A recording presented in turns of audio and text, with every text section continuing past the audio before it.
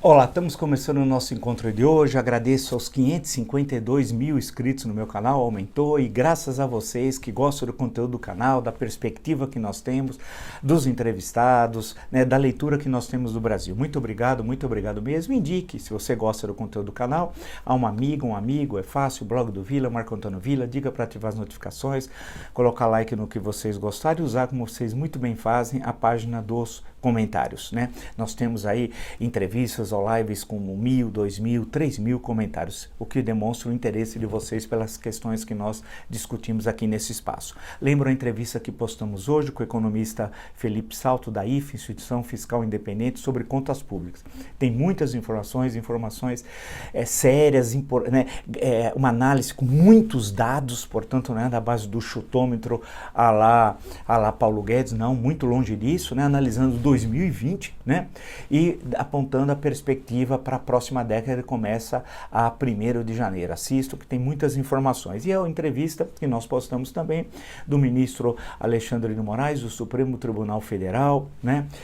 Ministro que é responsável por 2 inquéritos importantíssimos de fake news, das ações antidemocráticas, bem como ele analisa o papel do Supremo Tribunal Federal nesse ano tão complexo como foi o ano de 2020. Lembro também que vocês podem me acompanhar no Twitter, Vila Marco Vila, e no Instagram, no @Marco Antônio Vila Oficial, e por fim, na plataforma www.cursosdovila.com.br, lá vocês encontram todas as informações sobre os cursos que estamos oferecendo. História política das constituições brasileiras, das 7 constituições, história da ditadura militar no Brasil e o que é fascismo. Esses 3 cursos têm lá promoções, etc. Vocês podem obter todas as informações no www.cursosdovila.com.br. Vamos lá?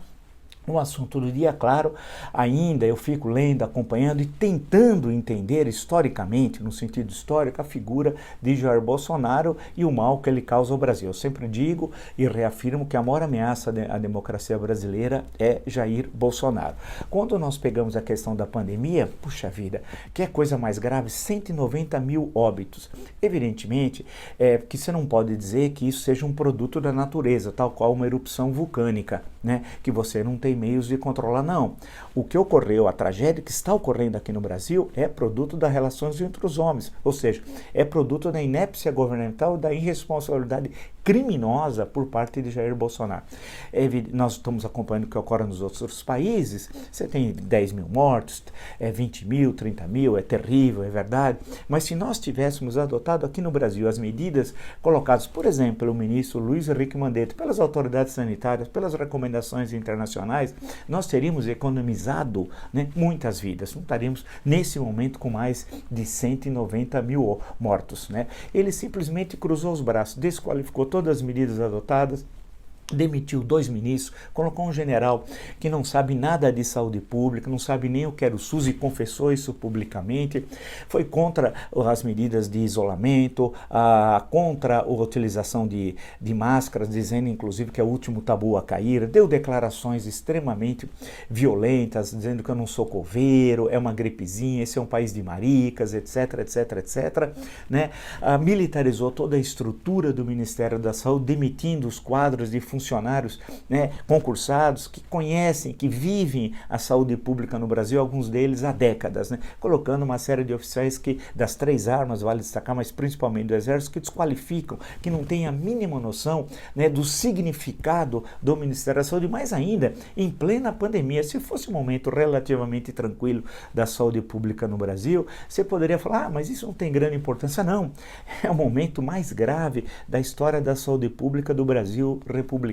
Não satisfeito de ter feito tudo isso em relação à pandemia, no campo econômico, ele simplesmente desconsidera tudo que está ocorrendo. Para ele está tudo indo muito bem. Ele acha que o Paulo Guedes continua sendo o posto Ipiranga, apesar de ter retirado essa qualificação em relação ao ministro da Economia nos últimos meses. Mas o país não tem plano, a recuperação vai ser muito lenta, a taxa de desemprego ela é altíssima, nós teremos uma quebradeira agora na passagem do ano de micros, pequenos e médios empresários, né? O cenário que se desenha é esse. Teremos problema nas exportações brasileiras. Estou acompanhando o noticiário, inclusive, de ontem e de hoje, de restrição em relação à exportação, por exemplo, de carnes do Brasil para a União Europeia, algo que nós já cantamos aqui. E todo o cenário econômico é extremamente preocupante, né? A questão orçamentária, veja a entrevista de Felipe Salto, né? Nós teremos no primeiro trimestre já uma situação muito grave, vai faltar dinheiro para o governo já no primeiro semestre. Investimento público é quase zero, é muito baixo frente às necessidades, e nós sabemos que o investimento público é que puxa o investimento privado. Tudo isso, né, infelizmente, ele não tem a mínima ideia. Se ele já tem dificuldade em entender o beabá da administração pública, quanto mais entender ideias complexas como são aquelas do mundo econômico, Além disso, ele incentiva, e na própria live estava implícita da última quinta-feira, o Brasil hoje é um estado pária da comunidade internacional, é um estado pária, né? Com que hoje o Brasil tem boas relações no campo diplomático, político, comercial, com ninguém, econômico, com ninguém. No Mercosul tem uma relação de hostilidade com todos os nossos parceiros, especialmente com a Argentina. Tem uma relação de hostilidade com a União Europeia. Tem uma relação de hostilidade, vai ter, com a nova administração americana a partir de 20 de janeiro, com a administração de Biden do Partido Democrata. E vai ter também hostilidade com a China, porque na live ele implicitamente já atacou a China. Em dois momentos, sobre a questão de compra de terras aqui no Brasil, e estava implícito a sinofobia. E ele com informações absolutamente equivocadas sobre compra de terras, inclusive sobre a questão do subsolo. Ele não conhece a legislação que está aqui na Constituição, né, sobre o subsolo brasileiro. Lembrando a ele poderia até fazer o meu curso História Política das Constituições Brasileiras, que na Constituição de 34 é a primeira a tratar do subsolo, né? Mas nós estamos falando de um obtuso, e eu não exagero, de um beócio que está à frente da presidência da República. Mas se ele fosse só, com todas as aspas, obtuso e beócio, aí você falasse, tudo bem, o terrível é a crise econômica que nós vivemos, e pior, a maior crise sanitária da história do Brasil. E ele não está nem aí, tanto que disse na live de quinta-feira que está preparando, agora ele vai saltar de paraquedas, e ficou contando quem vai estar naquele dia.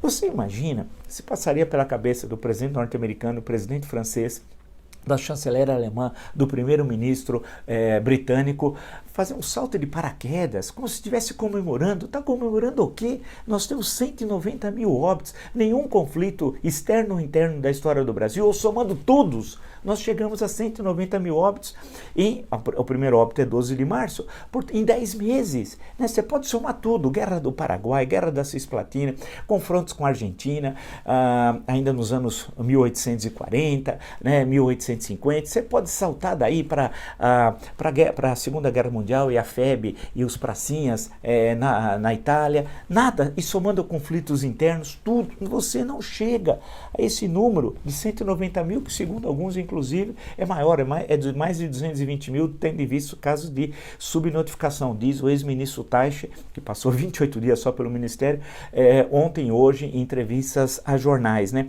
No campo das relações internacionais, a situação ela é extremamente preocupante. O Brasil é um estado pária, e ele fortalece essa ideia de ser um estado pária. Na própria live, né, já fica claro, em todos os encontros, o Brasil hoje não tem, com quem o Brasil hoje se relaciona, tem boas relações político-comerciais, né? Procure, insisto nessa questão, faço questão sempre de reafirmar, com quem? Né?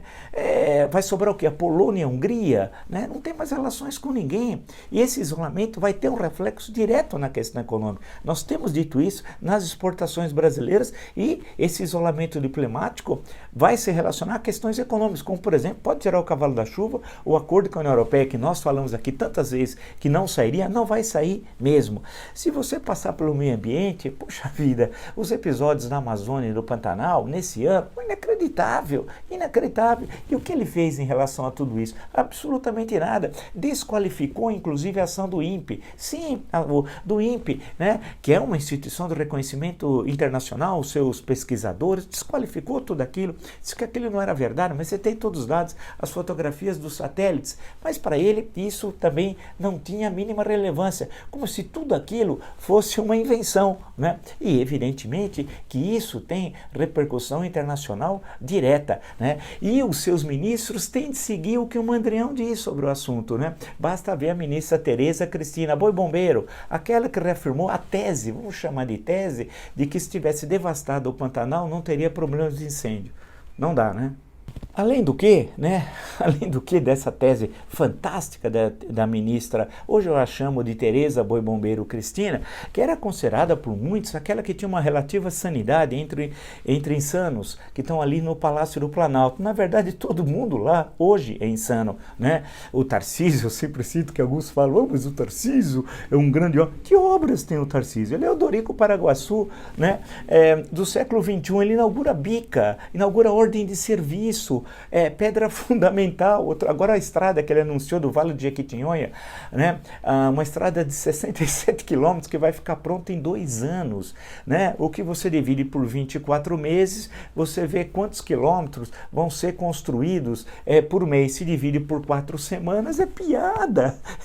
Nesse ritmo, Brasília não seria inaugurada a 21 de abril de 1960, seria em 21 de abril de 2010, se fosse o Tarcísio o ministro. Tal. Então é um conjunto de gente incapaz, né? Alguns com sérios problemas emocionais, psiquiátricos, né?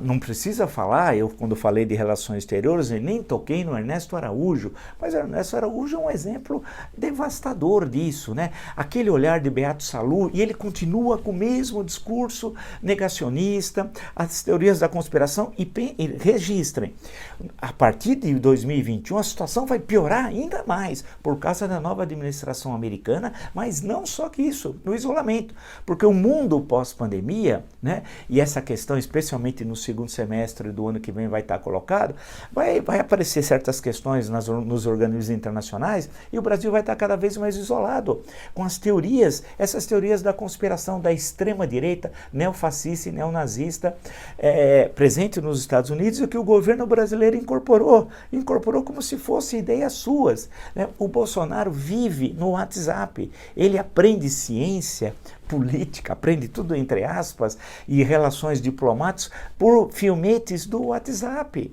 Ele desqualificou toda a estrutura do Estado brasileiro, que nós não temos memória. É aquilo do Ivan Lessa. O Brasil esquece a cada 15 anos o que ocorreu nos últimos 15. Né? Ele quis nomear o Bananinha, o ano passado, embaixador do Brasil nos Estados Unidos. Vocês lembram ou já esqueceram? O Bananinha é um pobre coitado. Se ele cai de 4, ele não levanta nem com guindaste. O Bananinha, se você colocar um planisfério, ele não identifica os continentes. É um pobre coitado. É alguém que falsificou o domicílio eleitoral em São Paulo.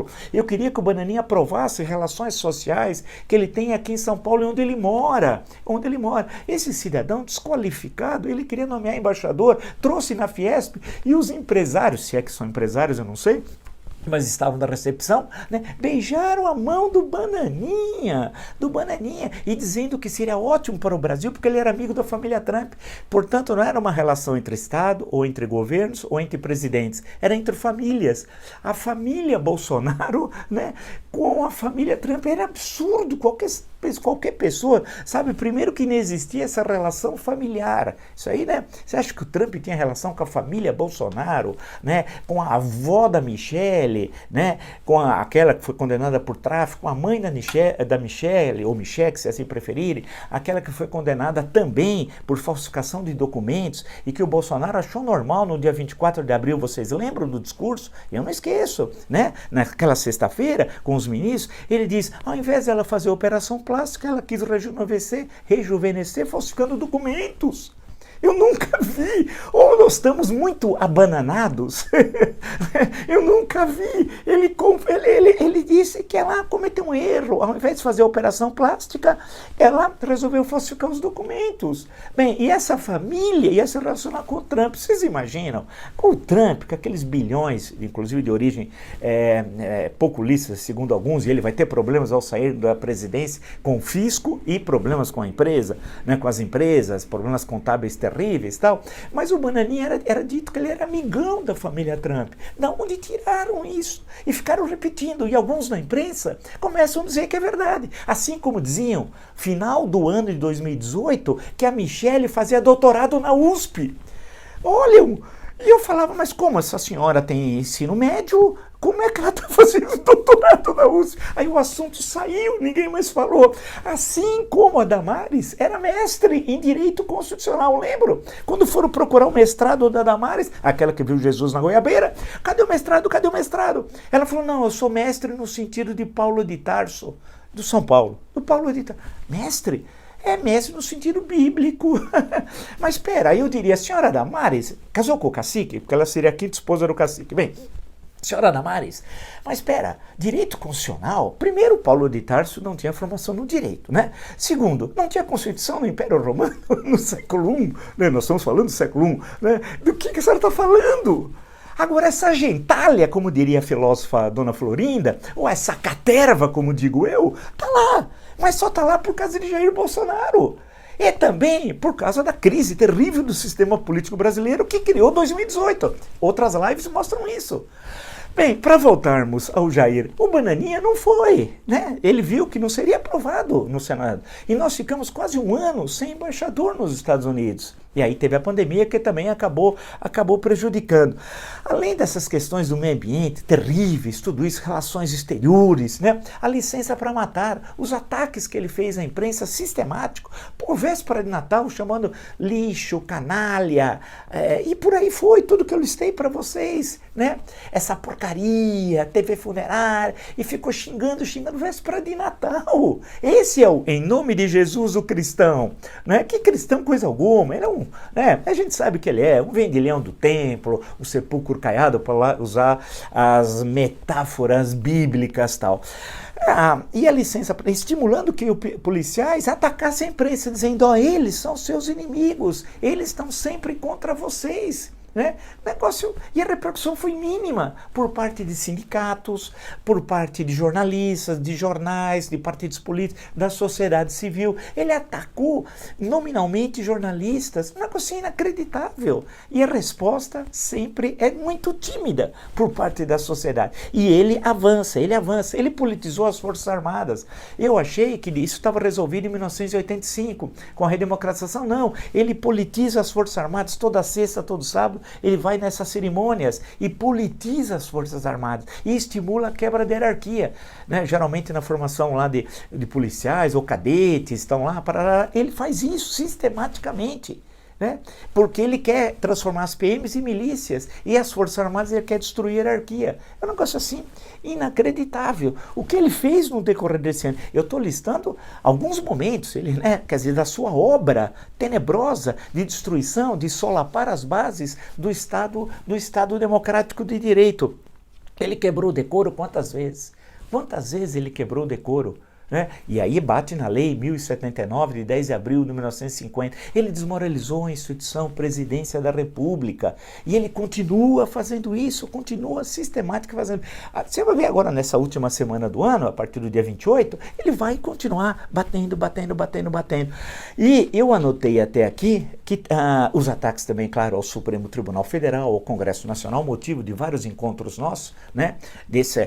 Lembra quando ele se dirigiu na rampa do Planalto? Numa live, ele pegou a câmera do celular e apontou dizendo, olha, o problema é o Supremo Tribunal Federal. O que disse o Weintraub naquela reunião de 22 de abril, não pensa que disse da cabeça dele. Aquilo era o que o Bolsonaro pensava sobre o Supremo Tribunal Federal, né?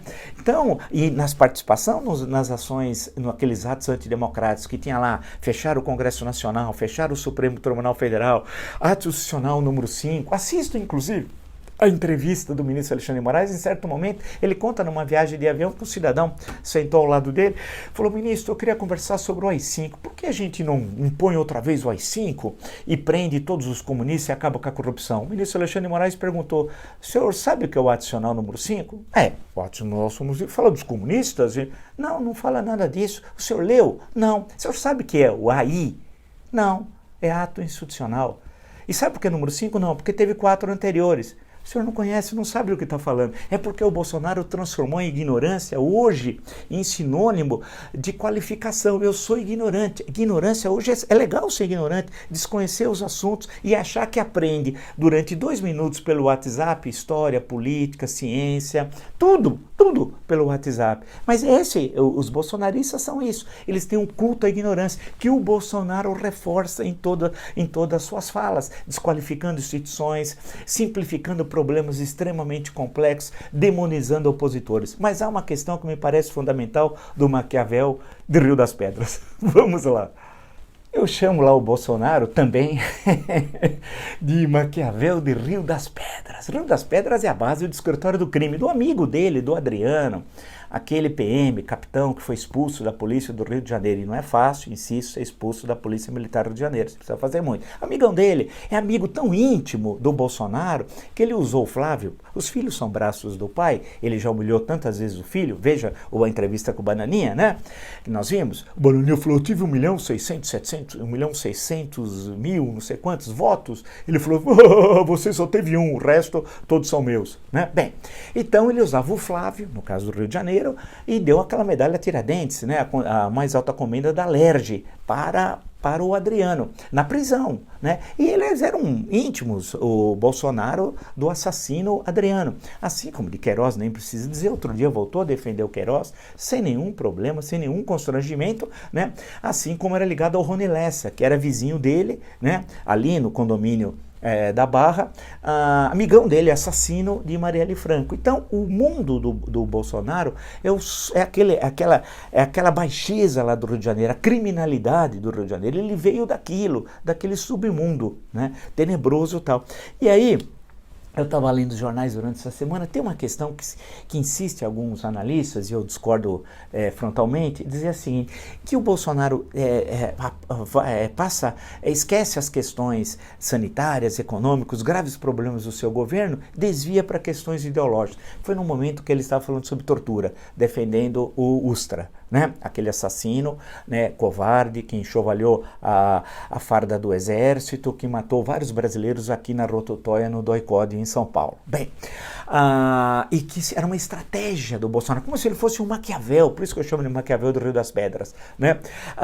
E aí ele desvia das questões da crise sanitária, da crise econômica, questão ideológica, e faz com que as pessoas esqueçam do que está ocorrendo. Equívoco. É essa a leitura que produziu o Bolsonaro em 2018. Ele, durante 30 anos, desqualificou as instituições. Durante 30 anos, ele desqualificou as instituições. Especialmente 28 anos como deputado federal, defendendo torturadores, ditaduras, assassinos, atacando a Constituição diuturnamente, os valores democráticos, defendendo os valores neofascistas e neonazistas, né? Eu sempre falo, ele incorporou esses valores e nem sabe que são neonazistas e neofascistas, porque ainda bem, e sempre digo, ele não leu nem Hitler e nem Rosenberg, e nem Mussolini, nem Gentili, ainda bem, senão a situação hoje seria pior. Então essa ideia de que as tais questões ideológicas é uma malandragem, falando uma linguagem mais vulgar, que ele usa para desviar, para tentar esconder o fracasso do seu governo, é um equívoco. Na verdade, quando ele insiste nessa leitura neofascista, neonazista, ele solapa as instituições e a Constituição. Ele deixa sempre claro, ou algumas vezes implícito, o ataque ao Supremo Tribunal Federal, ao Congresso Nacional, às instituições democráticas, aos valores da Constituição de 1988. Isso é central. Ele insiste nessa desqualificação da democracia, que foi uma conquista histórica que nós tivemos. E veja, eu acentuei um ponto importante no nosso encontro de ontem, fazendo referência à live dele de quinta-feira, que ele falou, dizendo que nas suas redes, cobram dele uma aventura. Você pressupõe que é um golpe militar. Ele disse, hein, nós comentamos aqui, ele falou, não vou fazer nenhuma aventura não, mas tudo tem limite. Tudo tem limite, expressão dele. Tudo tem limite. Ninguém vai me tirar daqui por qualquer coisa. Olha que isso é o fulcro da questão da live. Todas aquelas palhaçadas da live de quinta, você esquece. Essa é a questão central. E é o que eu estou colocando agora. Ou seja, o foco dele é sempre é a destruição da democracia brasileira. E para isso ele precisa criar o caos. Para ele, quanto mais pandemia, melhor. E por quê? Porque é impossível a reunião nas ruas, nesse clima de pandemia, não é verdade? Né? Ninguém vai para a rua, todo mundo se manifestar, tal qual as manifestações de 2015 e 2016 pelo Brasil, mas especialmente São Paulo, na Avenida Paulista. Ninguém vai, porque tem medo, com razão, da Covid-19. Então, ele usa, esse homem é tão cruel, e não é exagero, ele usa da Covid-19 como instrumento de poder, porque ele sabe que a Covid-19 impossibilita as manifestações de massa, que ocorrerão quando nós tivermos um restabelecimento no campo da saúde pública. Então, quanto mais você estender a pandemia, politicamente para ele é melhor, independente do número de mortos. Deu para entender? Independente do número de mortes. Para ele, o número de mortes é secundário. Ele já são tudo fracoides, né? São maricas os 190 mil. Como diz o ministro Mandetta, ex-ministro na entrevista, os 190 mil mortos são culpados da sua própria morte. Dentro dessa leitura desse homem. Né? Desse elemento, eu não chamo ele de cidadão, ele é elemento no sentido policial. Então note, quem está à frente da presidência, eu pergunto a você, esse homem tem condição de mais 2 anos presidente da República? Ele tem condições de enfrentar a pandemia seriamente? Ele tem condições de, no campo econômico, liderar a recuperação econômica? Ele tem condições no campo político, diplomático, né, com as outras nações do Brasil, outra vez, ter uma inserção no mundo diplomático? Hoje o Brasil não conta nada internacionalmente. Isso entre 3 tarefas importantes, ele tem condições de liderar? Evidente que não tem. Basta acompanhar o dia a dia, o cotidiano, e eu sou obrigado a acompanhar porque eu tenho um compromisso com vocês, e eu acompanho. Eu falo, eu fico pasmo com as coisas que ele fala, eu falo, não é possível o que ele fala. Então, para ele, insisto, essa é a questão central, me parece, de hoje, no nosso encontro. Quanto mais estender a pandemia, melhor para ele, independente, porque ele não está nem aí, ele é um psicopata com o número de mortes. O que ele está pensando é estender a sua presença na presidência da República até 2022 para inviabilizar qualquer processo de impeachment, porque muitos vão dizer o seguinte, mas tem eleições em outubro, já estamos em janeiro de 22, a eleição vai ser em outubro, então, portanto, vamos aguardar, que impeachment e tal. É isso, a sua estratégia é essa, é tentar levar até o limite, porque ele sabe, se chegar lá por setembro desse ano, outubro, já vão começar a falar, mas daqui a pouco tem eleição. E o país vai estar destruído. Nós teremos o quê? 250 mil mortos? E o Brasil vai ficar de braços cruzados? Será que os brasileiros ficarão de braços cruzados? E a economia brasileira, como é que vai estar? E nosso isolamento? E os processos criminosos que envolvem a quadrilha Jair Bolsonaro no Rio de Janeiro, como é que estarão? E o inquérito das fake news e das ações anticriminosas? E se Carlos Bolsonaro for preso? E se Carlos Bolsonaro for preso? Ele foi citado 43 vezes, 3 vezes no relatório da Polícia Federal. Então perceba, tem todas essas questões.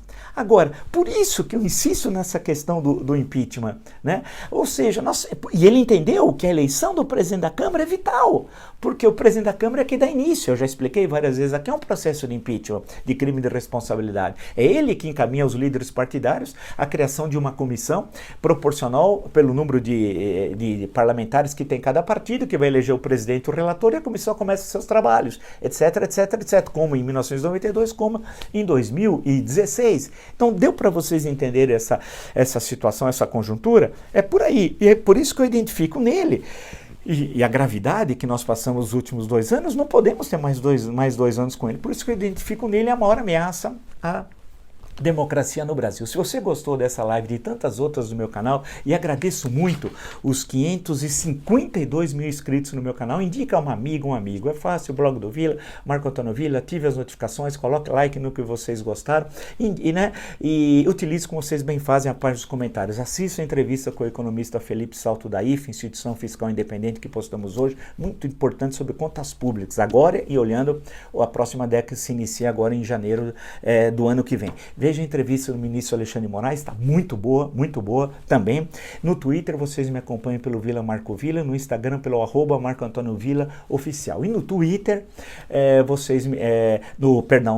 na plataforma www.cursodovila.com.br, lá vocês encontrarão todas as informações sobre os 3 cursos que oferecemos, ou seja, História Política das Constituições Brasileiras, das 7 Constituições, História da Ditadura Militar no Brasil e o que é fascismo. E tem todas as informações, combos, etc.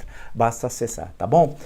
Até amanhã, nos encontramos e sempre tendo a perspectiva que nós vamos sair dessa crise. Passamos situações muito difíceis no passado e saímos. E sairemos dessa, mas sairemos sempre no campo da democracia, das liberdades, da Constituição e do Estado Democrático de Direito.